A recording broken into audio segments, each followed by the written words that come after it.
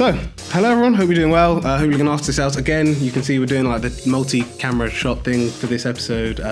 It's a new thing we're trying, so we'll see if it works.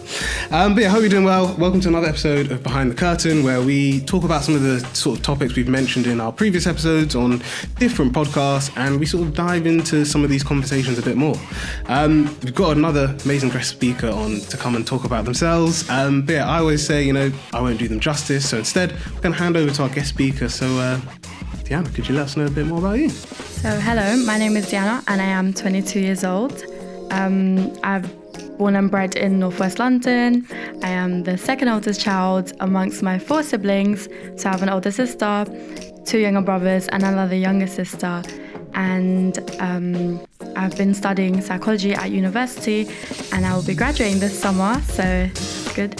But also my degree entailed a year of professional development and alongside achieving a gold award in the Brunel Plus scheme. Oh, congratulations. And yeah, we will dive into some of this stuff, especially like you said, the Brunel Plus awards a bit later on.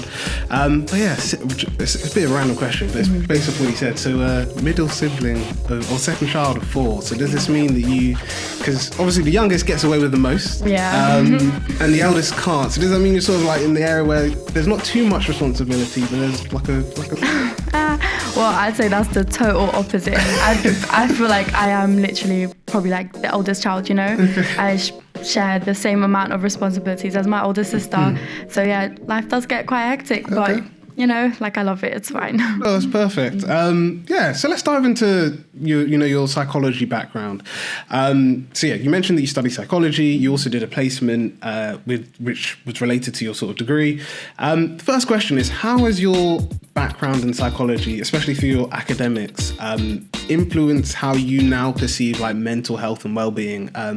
I guess a really good sort of place to start with this question is, what does mental health and well-being mean to you? Well, for starters, I'd like to say that, from a young age, I was really interested in like how the human mind works and the its behavior and all of that. And so for A-level, I actually took up psychology, and then that led me to pursue a degree in psychology at university.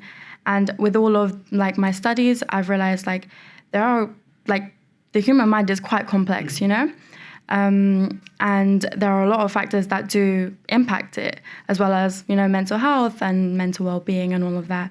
For example, psychological factors, biological, social factors, a lot, and within my studies at university, with the placement as well, working as a mental health support worker in a mental health organization, I've realized and I've learned actually that each mental health disorder or even just mental health itself is quite unique to every person.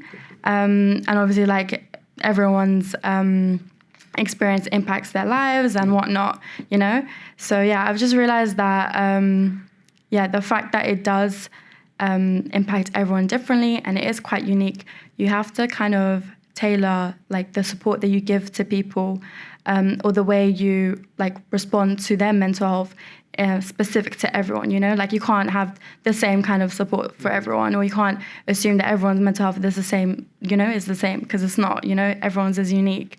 So yeah, I'd say my psychology background has definitely influenced it in that way, because it's broadened my knowledge.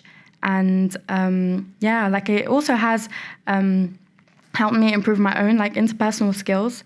I'd say the main one is probably empathy. And I don't know, I'd say even before my psychological background, empathy was a skill that I've always had. And it's your fair share of, positive or negatives with it, because I feel because I'm such a empathic person, or let's say I have my own baggage or someone else, they open up to me. It could literally be anyone, close friend or a stranger, I feel I really understand what they're going through, and I sort of I really do understand it. So it could literally add to my own baggage.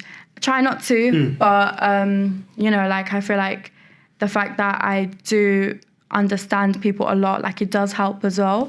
And the same goes for the other person. I feel they just know that I am open to listening to them, or I'm opening to like understand what they're going through and all of that. So yeah. Yeah, no, definitely. I think that's true. And I think, like what you're saying, being empathetic is really important, especially I think like when you said when it comes to mental health, not even just like being a mental health practitioner or professional, like when you're a student and you're dealing, like you said, with like your friends or your family's mental health, whether you're like an academic or an employer and you're dealing with like mental health from that perspective. We mentioned like as a team and as a podcast network that we're very passionate about mental health, especially, highlighting to young people the different ways that they can get support for their mental health.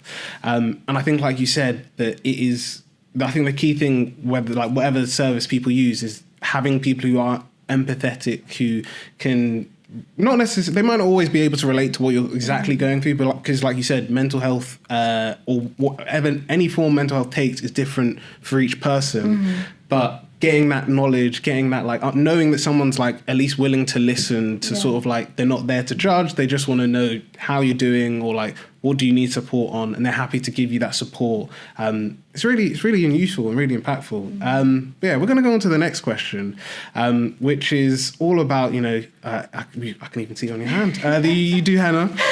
So yeah, so there's two parts of it. So I'm just going to ask the first one for now, which is, could you tell us a bit more about your passion for henna? What got you started?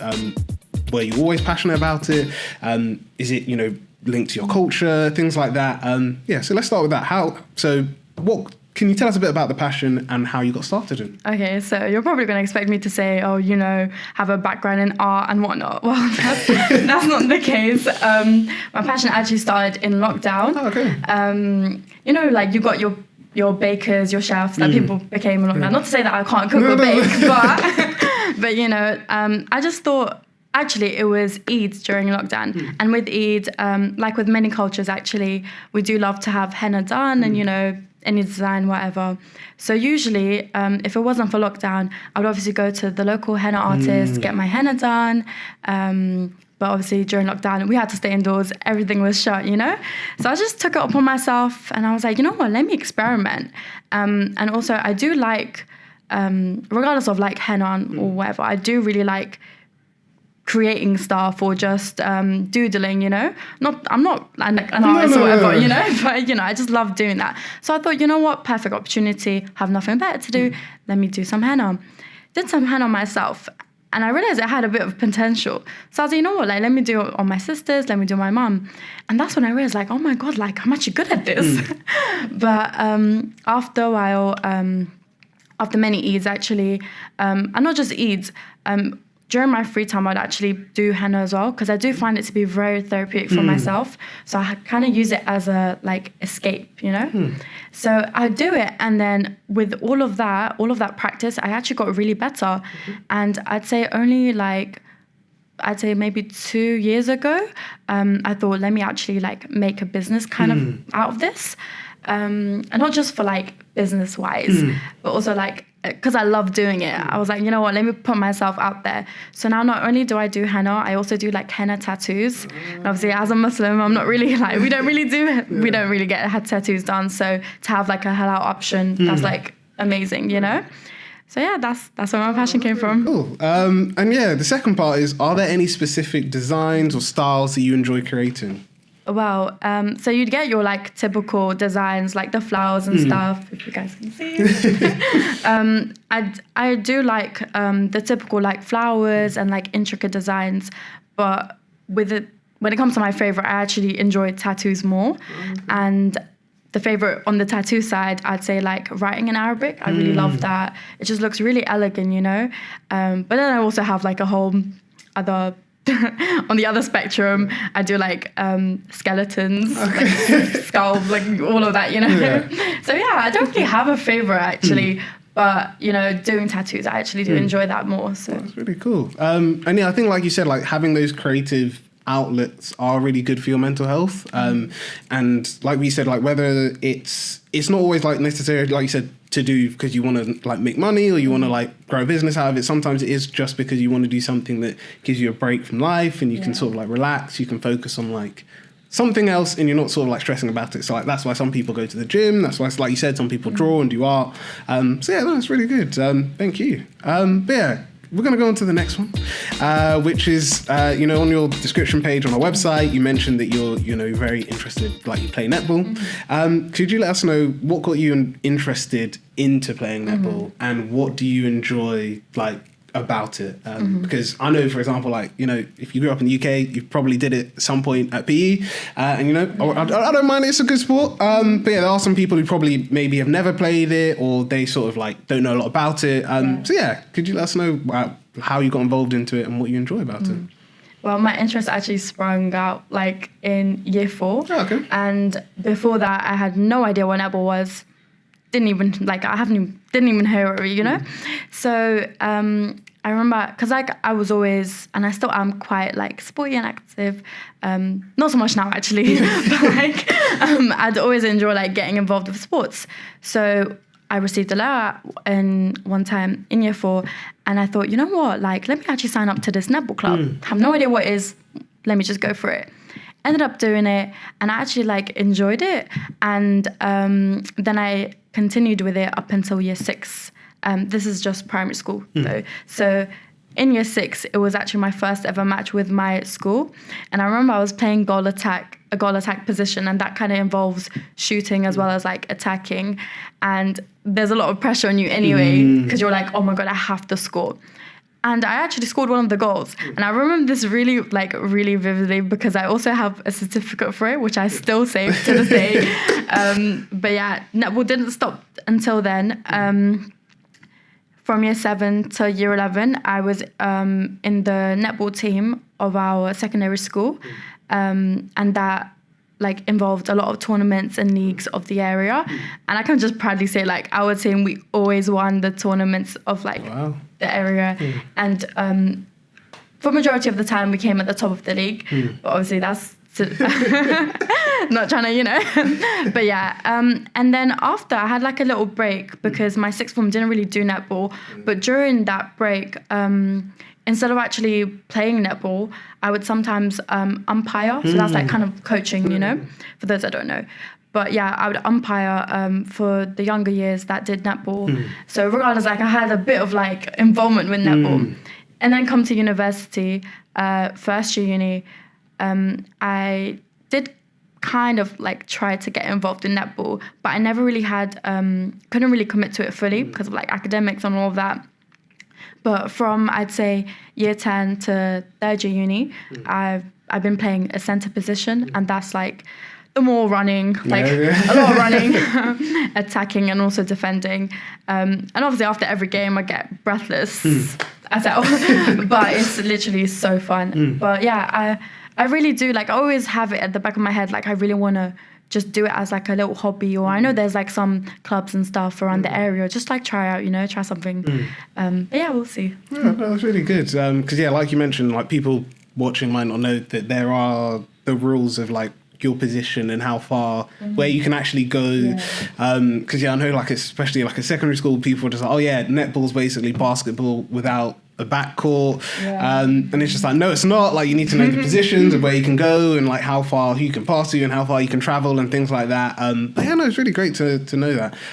Would you say that, like you mentioned, the certificate you won in year 4, is that like your highlight? Is that like your favorite moment of your netball? Like I'd say at the time it was the favorite, but obviously now it's like there's more that has become favorite, like winning all of the like tournaments with our team and also like the leagues and stuff, and actually competing with different schools, like that would probably be like a massive highlight.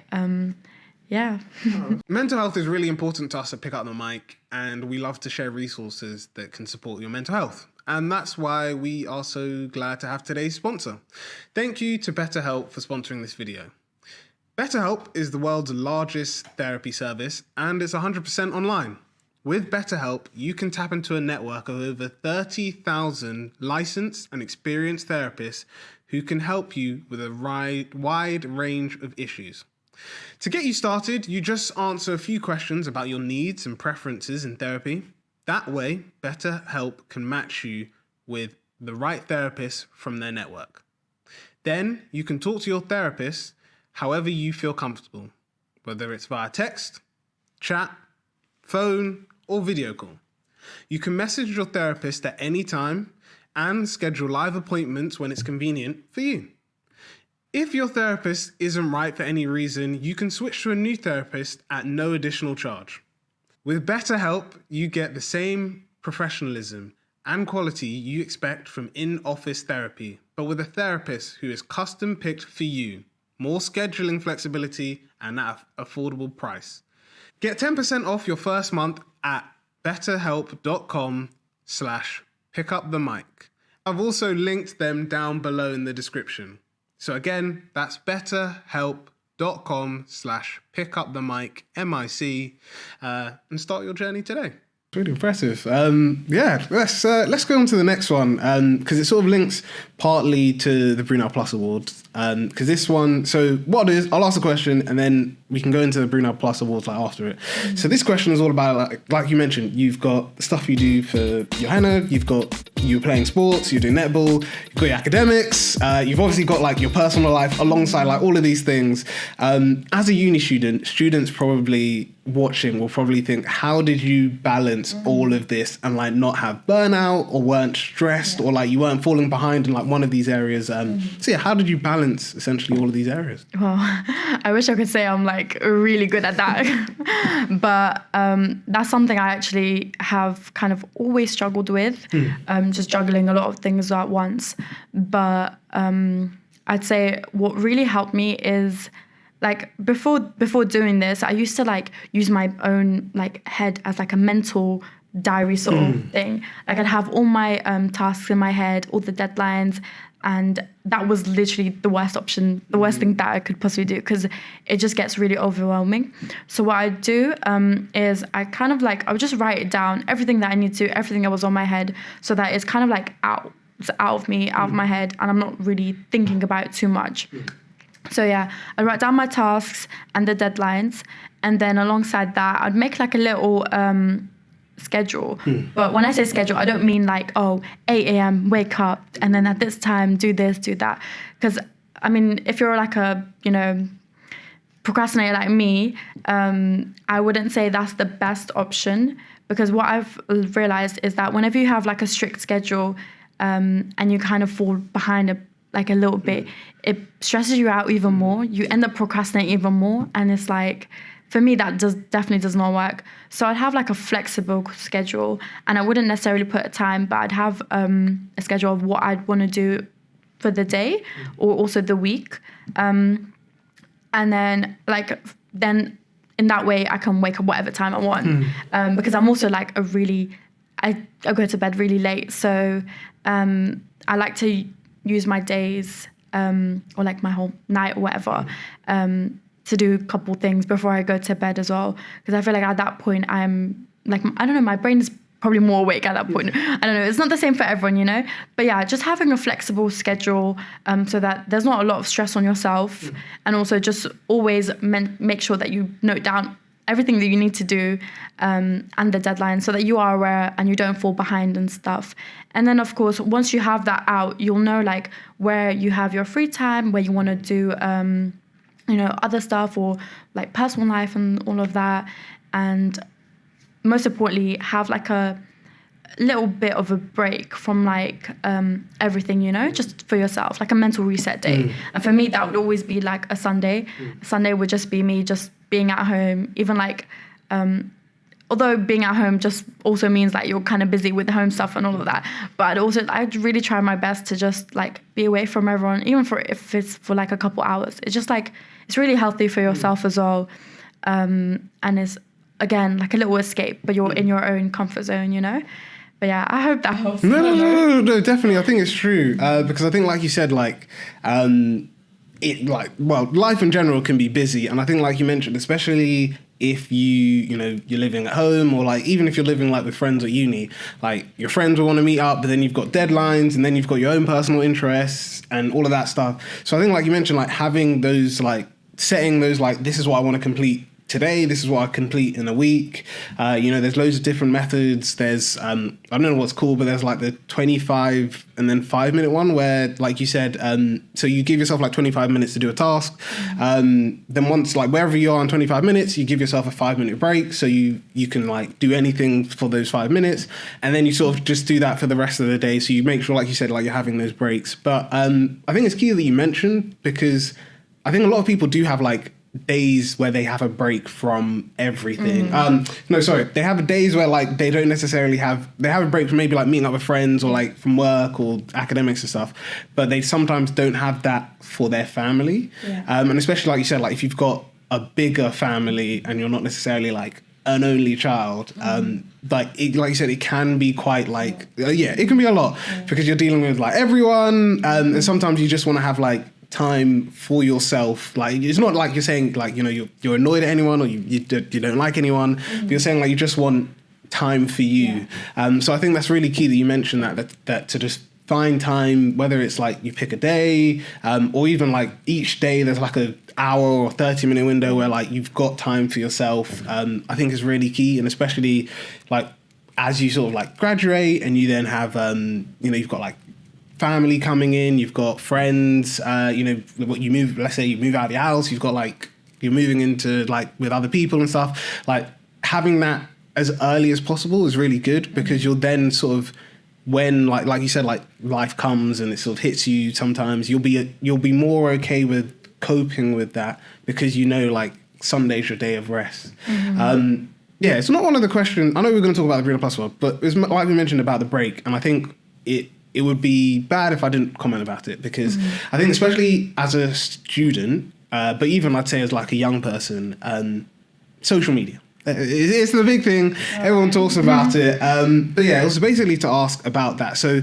obviously there are arguably some benefits, but probably more disadvantages to having social media to mental health. And I just wanted to ask your opinion about that. So how do you feel about like the social media, like how social media can impact mental health, I guess is the first part. And then what would you say for like the advice wouldn't necessarily just be for like a young person, but for anyone who's like listening, who maybe feels like, they endlessly scroll on Instagram or on TikTok, what advice would you give to them to sort of say like, hey, if you feel like actually you're concerned about how social media, because I think there's two parts. There's using social media, and then there's almost like getting that emotional feel, like that dopamine rush of like, oh, I've got like 15 likes, or like I've got like 15 likes in like, I don't know, like 5 minutes, or my videos like popped over 1 million views, and there's always that like comparison of whether even like you're not necessarily sometimes I feel like, I'm not gonna lie, it's like sometimes the same pick up the mic, you're just like,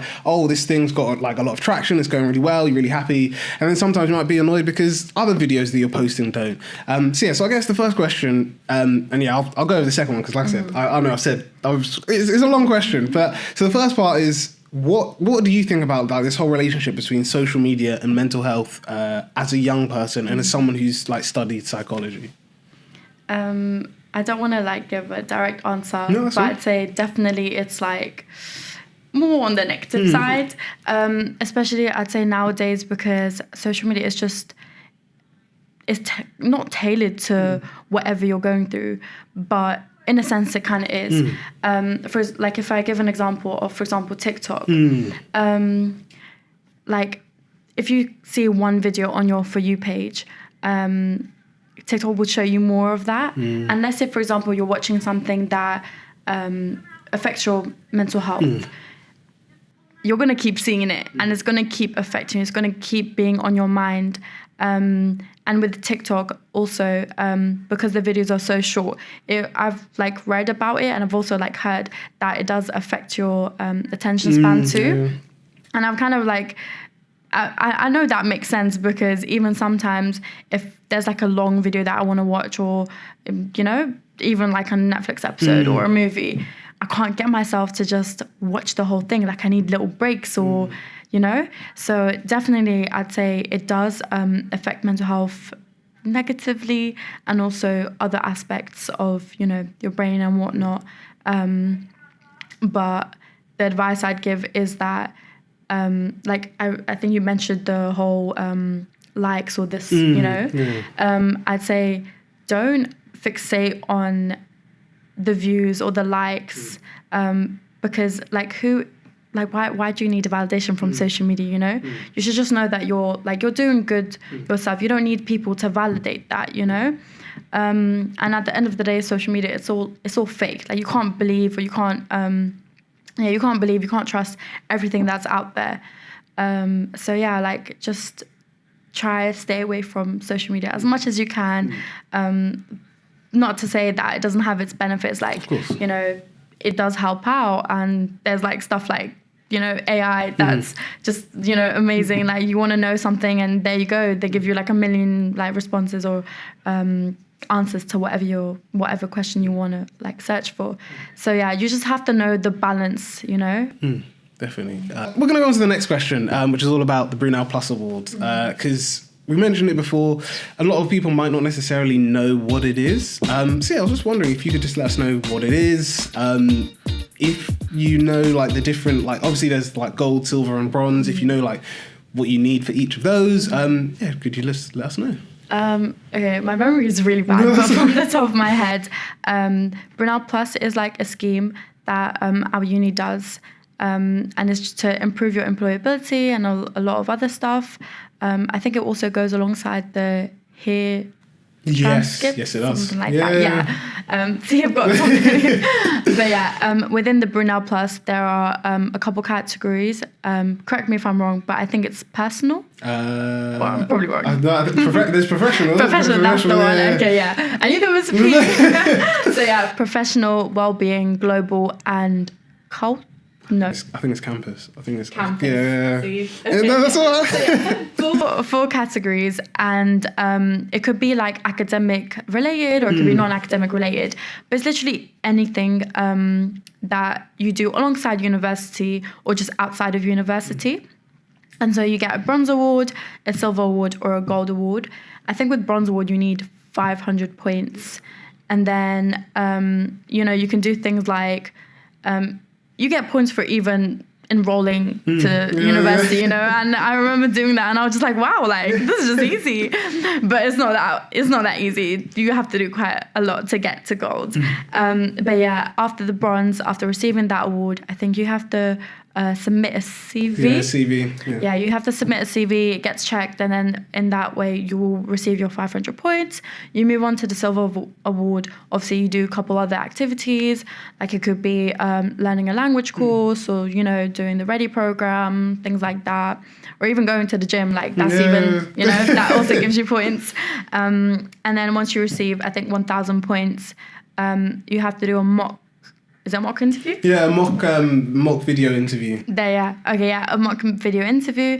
Then you move on to gold, do more activities, obviously keep noting them down, receive 1,500 points.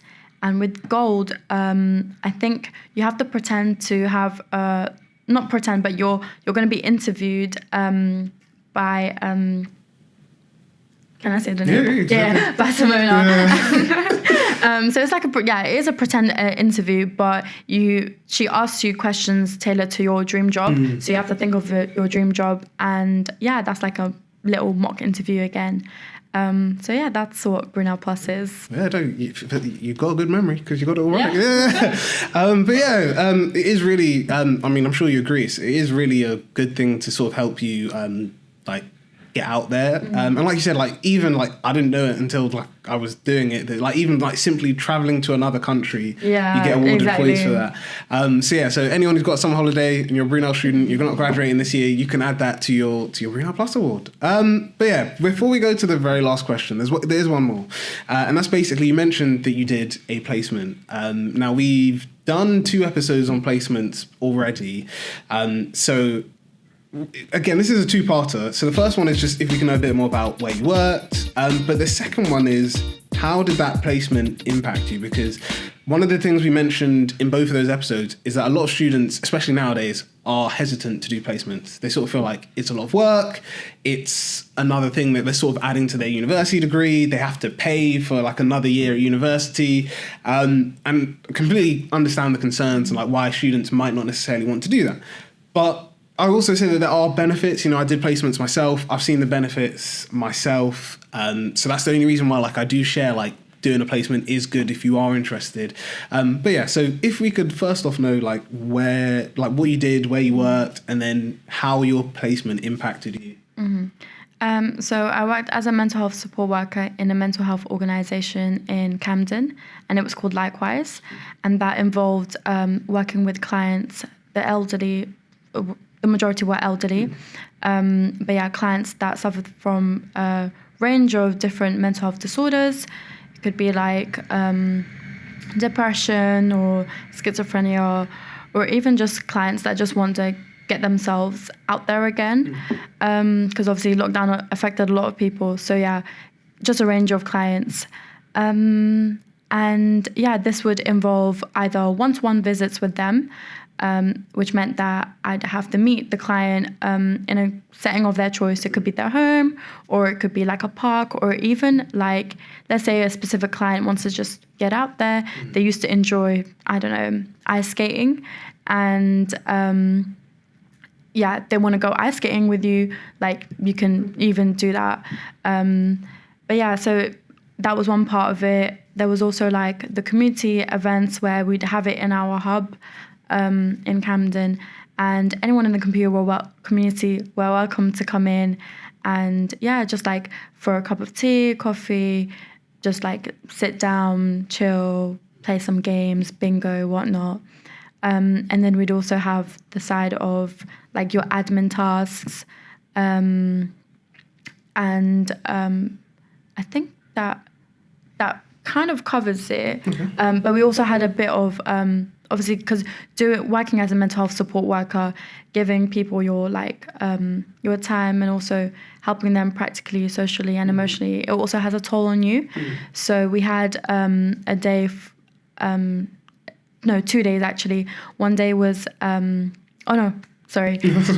really depends. It could also fall on the same day, but you have 2 hours, an hour of like, we'd call it the workshop hour, where it could be a topic about anything, and this is within like the organization though.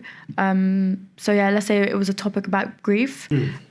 They would like teach us how to handle it, and like everything about grief and all of that. Then the next hour would be us placement students on our own, just talking about our experiences, or if we're going through a specific thing that week, it could be related to placement, but it could also be like non-related to placement. So yeah, that was also that. But then we'd also have could be on the same day or a different day, we'd call it supervision, and that would be the support that we'd receive from our supervisors. We'd also update them about our client visits, if we're going through anything, or if we just want to like rant or like vent out to our supervisor. So yeah, that's what it entailed. What was your other question? Was how for anyone who's like maybe uncertain about doing placements, what would you say was the benefits that from doing your placement you feel like it's changed your outlook on certain things and stuff like that? Yeah, so for starters, I'd say it's definitely like worth it to do one.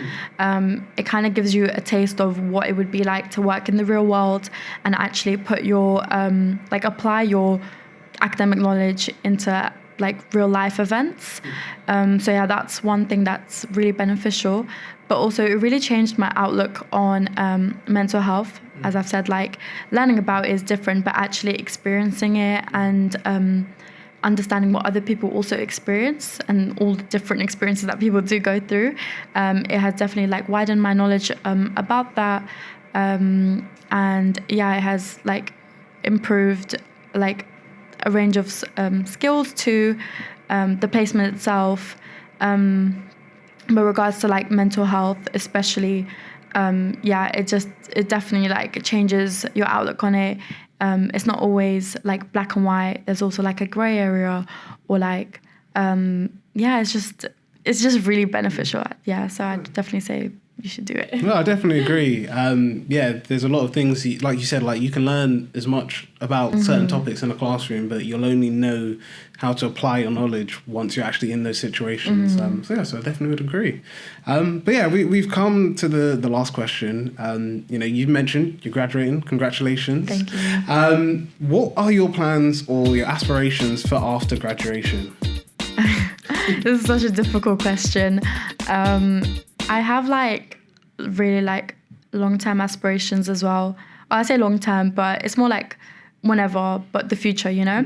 I really do want a PhD in psychology, but the specifics I'm not too sure yet. Like I am really interested in counselling, but also like being a psychological wellbeing practitioner.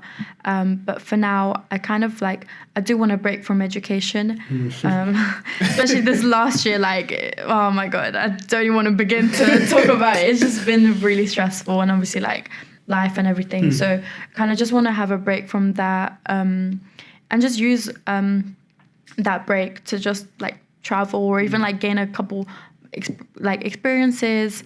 But eventually I do want to settle down with like a PhD, you know, and like hopefully get involved with counselling or even psychological wellbeing, you know, anything, you know.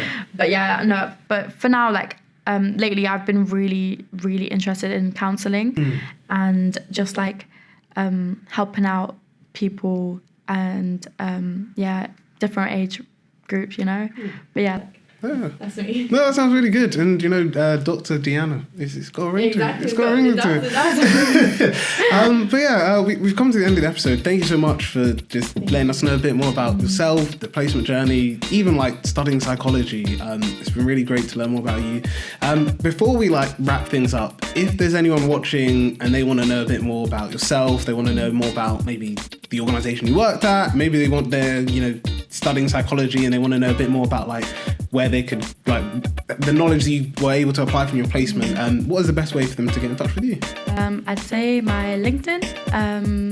My LinkedIn. Okay, perfect. And again, it will appear on the screen, so you don't have to worry about you'll appear on the screen. We come to the end of the episode. Thank you so much again to Deanna for coming on and for sharing all this wonderful knowledge. Thank you again to you, our wonderful audience, for coming and watching another episode of Behind the Curtain. If you like this episode or you want to comment, please feel free. You can like, comment and subscribe. If you want to make sure you don't miss any of our other episodes, please make sure you click the notification bell. And finally, if you want to become either a YouTube member or Patreon member to help support the podcast and receive some cool perks, you can. The link for Patreon is in the description, and you can be a YouTube channel member by clicking the join button, which is also below. But we're going to close the curtain on this episode. Keep an eye out for our next episode where we will go behind the curtain and discuss another topic with a new guest speaker. So, bye from us here and have a great day.